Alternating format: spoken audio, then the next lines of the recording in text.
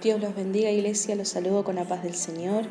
Quiero compartir con ustedes una porción de palabra en el Evangelio de Juan, capítulo 6, versículo 25. Leemos en el nombre de Jesús. Jesús, el pan de vida. Y hallándole al otro lado del mar, le dijeron: Rabí, ¿cuándo llegaste acá? Respondió Jesús y les dijo: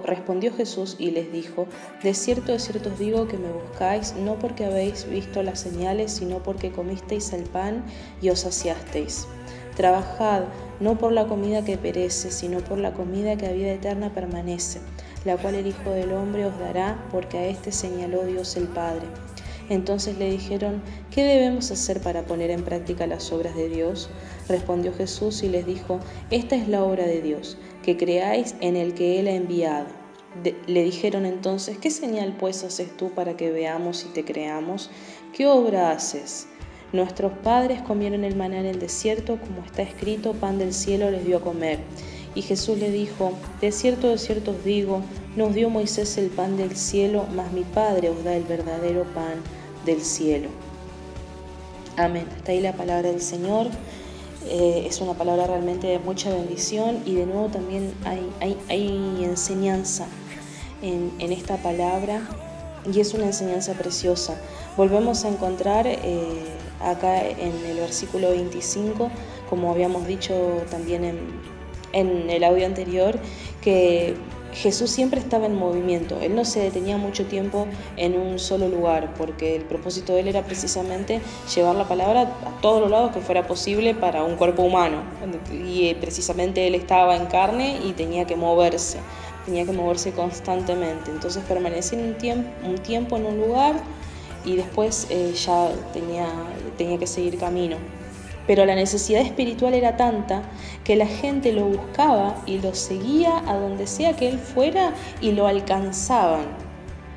Había mucha necesidad espiritual, no era simplemente una necesidad natural, era una necesidad que pasaba por el alma, por algo que tenía que el corazón ser lleno, no algo natural. Y de nuevo también encontramos acá que le llaman a Jesús, lo llaman rabí, que significa maestro. ¿Qué quiere decir esto? Como decíamos la otra vez, acá hay una necesidad también. Primero ya tenemos la parte de seguidores de Jesús. Esa parte ya la tenemos porque diría que hasta... diría perseguidores, pero eso tiene como una mala connotación. No, eran seguidores, no en la distancia, no, literalmente. Esa parte ya la tenemos, pero acá también hay un perfil de estudiantes, de quiero aprender más de este varón y por eso también lo estoy siguiendo. Pero no seguir simplemente porque me gusta o porque me fascina, no. Hay una necesidad de yo ser lleno de esa palabra que Él tiene. Eso es cuando nosotros lo llamamos al Señor nuestro Maestro. Hay una necesidad de aprender lo que Él tiene para darnos a nosotros. El asunto es que no todo lo que el Señor tiene para enseñarnos es fácil de aceptar, de inquirir, no porque a nosotros, y a veces esto también nosotros lo confundimos, no porque nos falte la capacidad para entender, sino porque a veces es chocante lo que el Señor tiene para enseñarnos.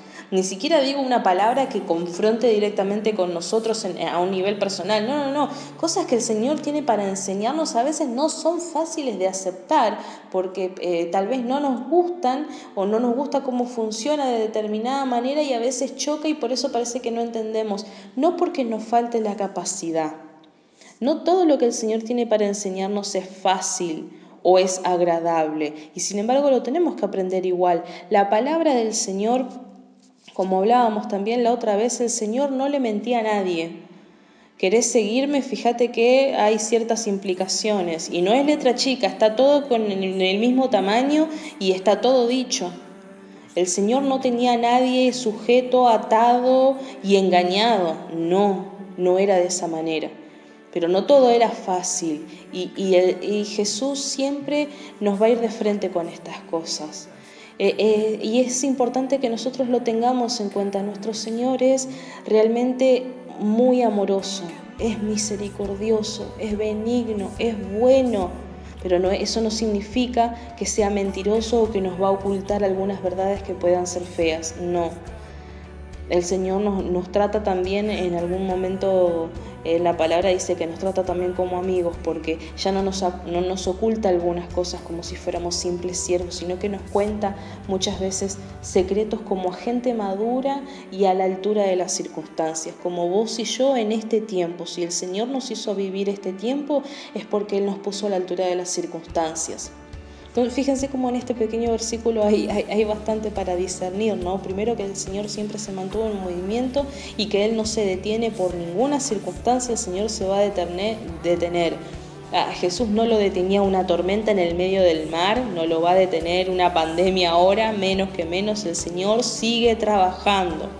Y hay una iglesia y hay almas que tienen hambre y sed, y no de cosas materiales, sino un hambre y una sed que es espiritual y que solamente puede saciarse con su palabra. Dice en el versículo 26, respondió Jesús y les dijo: de cierto os digo que me buscáis, no porque habéis visto las señales, sino porque comisteis el pan y os saciasteis. Y acá vemos que Jesús hace una diferencia que nosotros tenemos que entender también en este tiempo.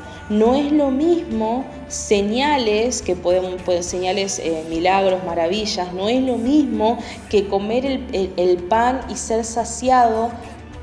¿Por qué no es lo mismo? Porque las señales, los milagros, las maravillas pueden entusiasmarnos, pueden emocionarnos por un rato, pero no sacian necesidades espirituales. A veces nosotros oramos y pedimos que el Señor haga milagros para convertir un alma, y el Señor va a hacer milagros para cubrir una necesidad natural o una necesidad material, pero necesidades espirituales solamente pueden cubrirse con la palabra de Dios. Lo único que va a saciar un alma es la palabra de Dios, lo único. Un alma no se sacia con milagros y maravillas. Es triste que en muchos lugares se usen las señales para atraer gente. Eso va a enchufar, va a enganchar a alguien por un rato, pero no va a saciar espiritualmente. No vivimos nosotros de señal. Y fíjense que cuando el Señor sacó de Egipto al pueblo hebreo, y todo el tiempo que los hizo atravesar por el desierto hasta que llegaron a la tierra de Canaán, ellos vivieron, presenciaron, fueron testigos y los primeros beneficiarios, los primeros receptores de todas esas bendiciones, de muchos milagros y maravillas. Pero el Señor no lo sustentó solamente con eso, sino que enseguida comenzó a darles palabra y le dio a Moisés los mandamientos y hablaba con ellos, etcétera, etcétera. Había un tratamiento, no era simplemente milagros y maravillas, no era solamente señales. El Señor no llena las almas con señales. A veces nosotros las pedimos como si fuera lo único que nos va a saciar o lo único que necesita tal persona.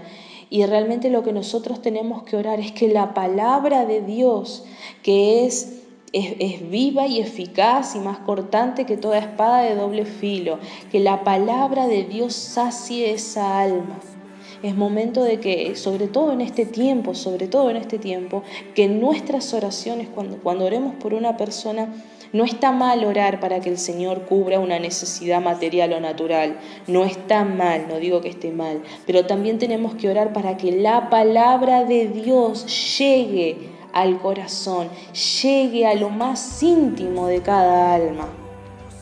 No simplemente pedir por señales, porque el Señor señales sí hace, sigue haciendo, el Señor sigue trabajando.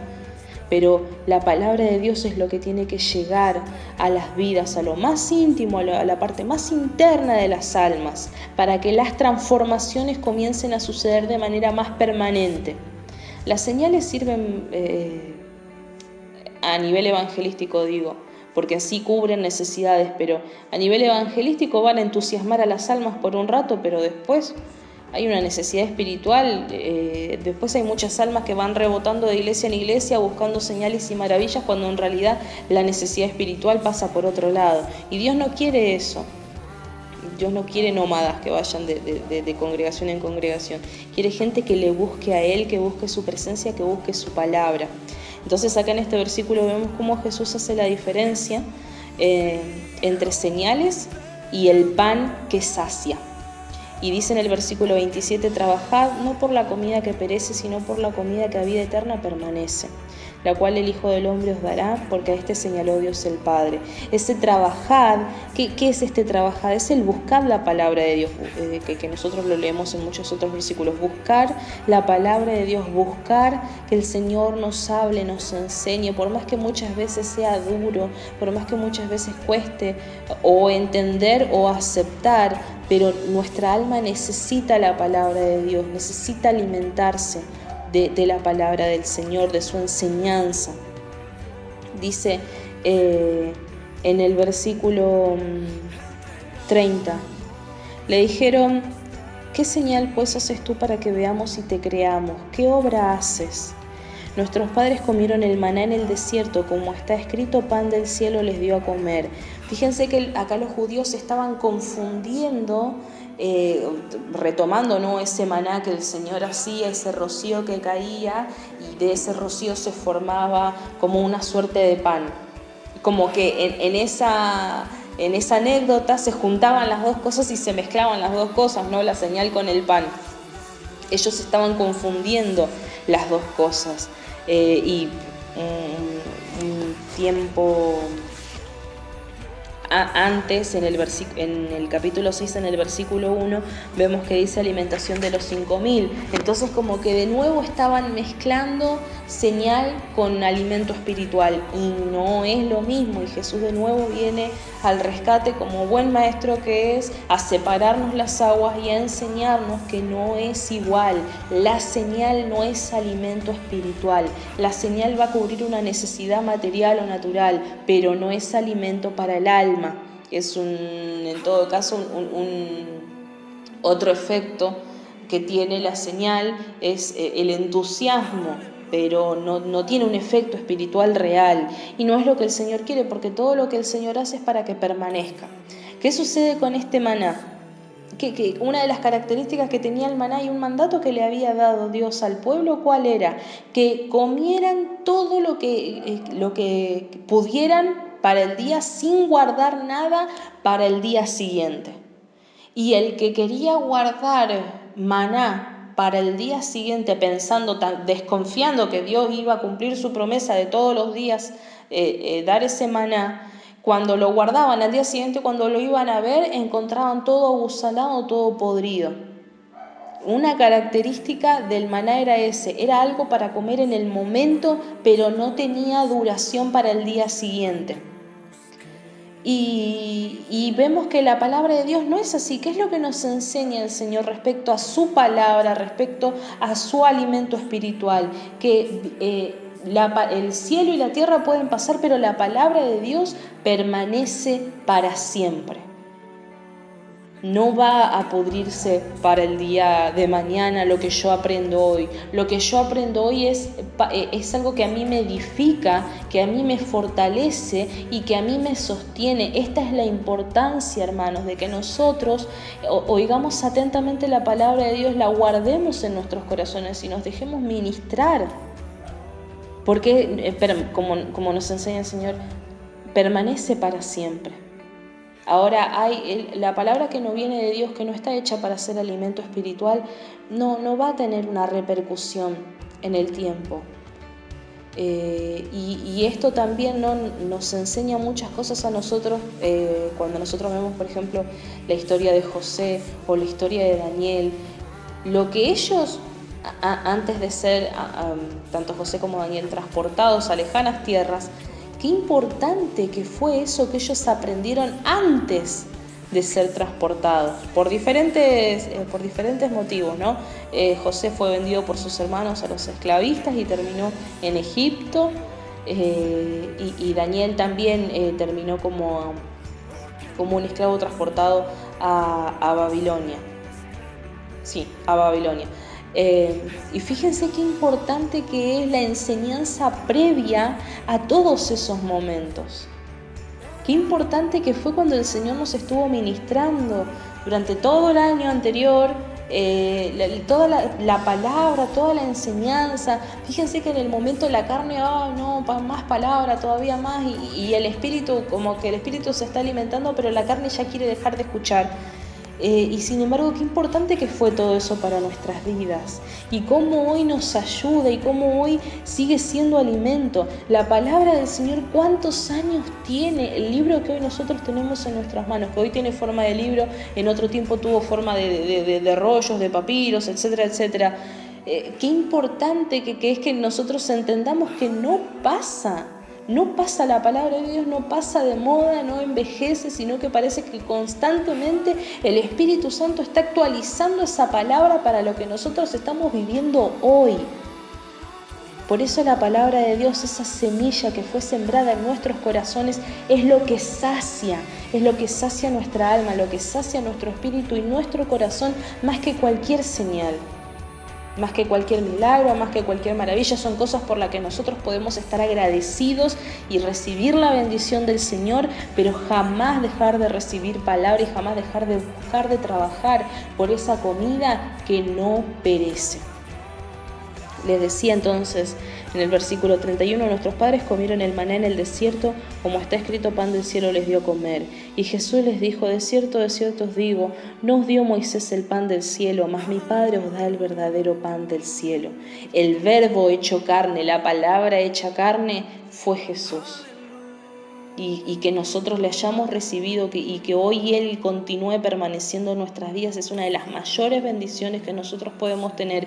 Él nos ha dado el Espíritu Santo y hoy nosotros somos beneficiarios porque tenemos palabra continua en nuestras vidas que sacia nuestra alma, y que nosotros sabemos que esta palabra, que este alimento espiritual no lo vamos a encontrar en ningún otro lugar. Por eso nosotros, Iglesia del Señor, nosotros no somos como nómadas buscando y picoteando por todos lados. No, nosotros permanecemos arraigados en el camino del Señor porque sabemos que ahí está la fuente de alimento eterno, que sacia toda necesidad espiritual, que da satisfacción a nuestro espíritu, no a nuestra carne. No es para satisfacer nuestra carne, sino a nuestro espíritu. Nos da saciedad, nos da llenura, nos podemos sentir plenos en el camino del Señor. Esta es una palabra preciosa y yo creo y confío que el Señor va a continuar ministrándola en nuestras vidas. Realmente tenemos un tesoro precioso en nuestras vidas y nos tenemos que sentir privilegiados. Yo los dejo con esta porción de palabra. El Espíritu Santo va a continuar enseñándonos. Que disfruten esta preciosa noche, que tengan la paz del Señor.